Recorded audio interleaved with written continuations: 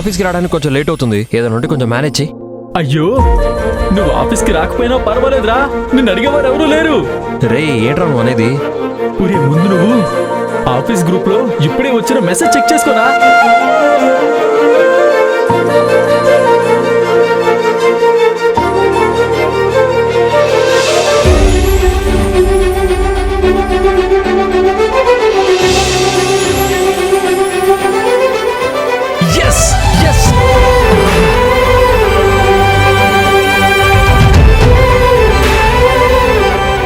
ఏంట్రా హరి, అంత ఆనందంగా ఉన్నావు?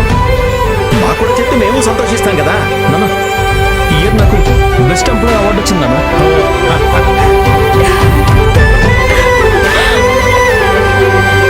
ఇదిగో చూడు. కంగ్రాట్స్ రా, కంగ్రాట్స్. కంగ్రాట్స్ అండి. కంగ్రాట్స్ అన్నయ్య. థ్యాంక్ యూ రా. కంగ్రాట్స్ మామయ్య. థ్యాంక్స్ అమ్మ. నాన్న, మీకు గుర్తుందా నాకు ఈ అవార్డు రావాలని అమ్మ కలగనింది? ఆ కళ ఇప్పుడు నెరవేరుతుంది.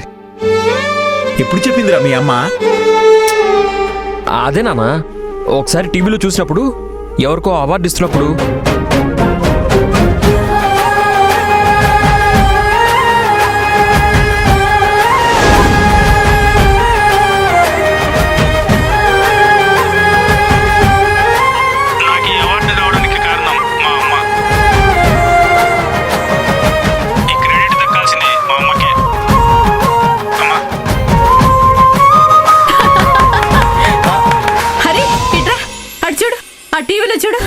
మీ ఆఫీస్లో ఇలాంటి అవార్డు ఫంక్షన్లు చేయరా? చేస్తారమ్మా, కాకపోతే అది టీవీలో రాదంతే. ముందే అనౌన్స్మెంట్ చేసి తర్వాత వచ్చిన ఈవెంట్ పెట్టి సన్మానం చేస్తారు. అవునా? అయినా టీవీలో రాకపోతే ఏంటి, నా కొడుకు అవార్డు వచ్చిందని నేనే టీవీ కన్నా ఎక్కువగా ప్రచారం చేసుకుంటానురా. అలా నేను ప్రచారం చేసుకోవాలంటే ముందు నీకు అవార్డు రావాలి కదరా. అయినా నువ్వు చేసిన మంచి పనులకి వాడు ఖచ్చితంగా అవార్డు ఇచ్చి తీరాల్సిందే. ఒరే నాన్న, అప్పుడు నువ్వు నన్ను స్టేజ్ మీదకి పిలిచి ఆ అవార్డు నా చేతికి ఇవ్వాలి. సరే సరే, ఒక 2000 ఇవ్వరా. అది జీతం ఇంకా రాలేదమ్మా. ఎందుకు, ఏమైనా అర్జెంటా? ఎందుకు అడిగావు? ఎందుకంటే రేపు మీరు అవార్డు ఫంక్షన్ చేసుకుంటే ఆ ఫంక్షన్ కి నేను ఒక మంచి జరీ చీర కట్టుకొని రావాలి. అవార్డు ఫంక్షన్ కి నేను ఇలా పాత చీర కట్టుకొని రాలేను కదా. ఎలాగూ నీకు అవార్డు వచ్చి తీరుతుందిరా. ఈ అమ్మకిచ్చిన మాట నువ్వు ఖచ్చితంగా నిలబెడతావు. అందుకే ఇప్పటి నుంచే నేను ఆ ఏర్పాట్లన్నీ చేసుకుంటాను.